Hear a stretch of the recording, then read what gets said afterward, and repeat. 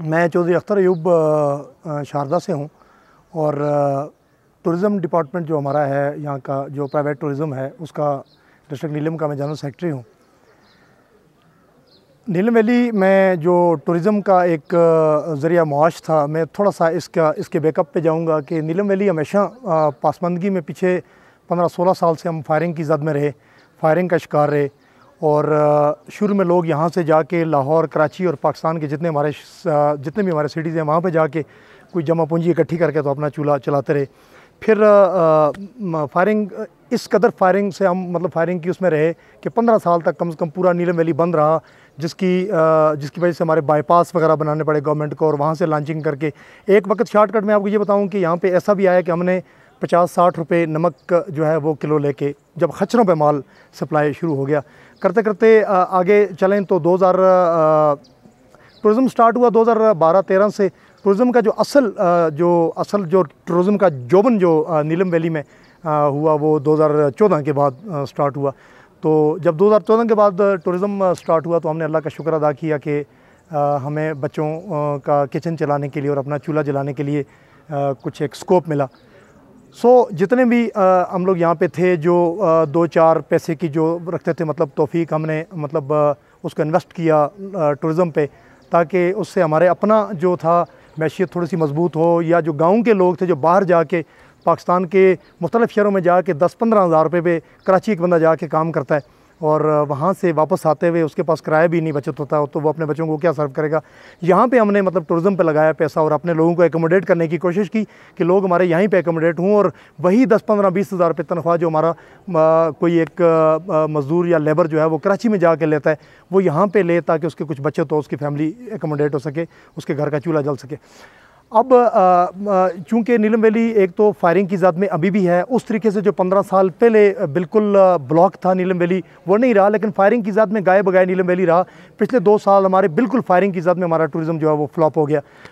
Fire होता है Indian fire, ये डायरेक्ट शेलिंग की ज़द में है शारदा, 8 मुकाम, इससे ऊपर वाली सारी वैली। तो जो ही थोड़ी सी टेंशन क्रिएट होती है, टीवी पे अगर एक ख़बर भी चलती है तो कराची से टूर करने वाला जो एक होता है टूरिस्ट, वो कभी भी अपनी फैमिली को जब तक उसको सेफ्टी प्रोटेक्शन ना हो तो वो कभी भी ट्रैवल नहीं करता। इस तरह करके हम टूरिज़म में हम बिल्कुल पासमानदा हो गए। और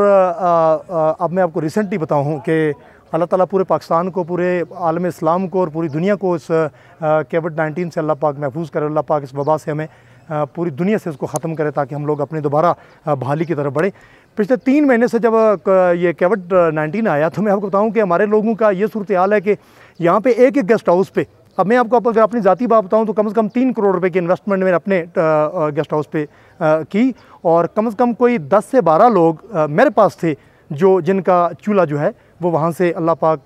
करते और वहाँ से चलता था। मेरे अपने घर का, मैं अभी आपको बताऊँ कि सबसे सफ़ेद पोश इस वक्त मैं आपको बताऊँ कि हमारे जो यहाँ के टूरिज़म के लोग हैं या जो बिज़नेस कम्युनिटी है वो बहुत ज़्यादा अफेक्टेड है इससे। यानी कि हम उस लेवल में सफ़ेद पोशी में आते हैं कि ना हम किसी के आगे हाथ फैला सकते हैं, ना किसी NGOs के पास जाके लाइन में लग सकते हैं कि हमारे बच्चों का जो है वो किचन चलना मुश्किल हो गया। मैं आपको रियली बताऊँ तो वो इस कोरोना की वजह से हालात यहाँ पर ये पैदा हो चुके हैं कि वो सारे लोग, यानी कि कुछ 45 से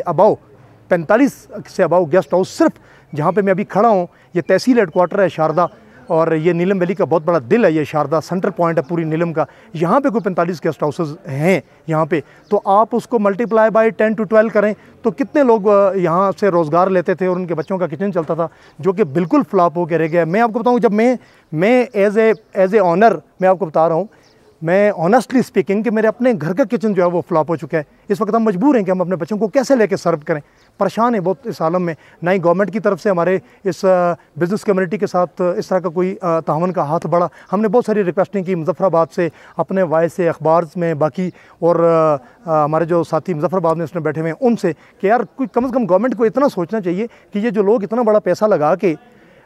यहाँ से रेवेन्यू इकट्ठा करके हमारी पूरी गवर्नमेंट को वो देते थे, आज वो लोग इस कदर इस मोड़ पे पहुँचे हुए कि वो अपने बच्चों का किचन चलाने से मजबूर हैं। तो मुझे एक उस मज़दूर की बात बताएं, उस लेबर की बात बताएं जो बेचारा बिल्कुल फाका कशी का शिकार हुआ है। तो फिर क्राइम ऐसे ही बढ़ते हैं, जब लोगों को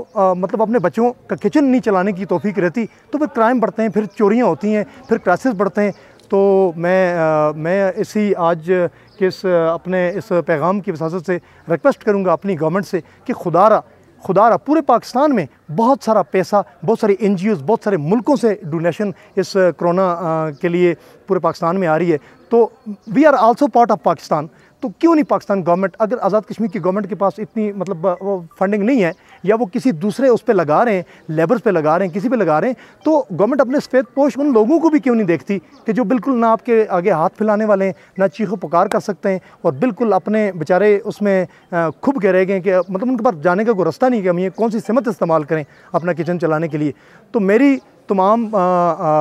जितने भी बाला हुकाम हैं, secretary tourism department, prime minister Azad Kashmir जनाब राजा फ़ारूक हैदर ख़ान साहब और हमारे इस हल्के के MLA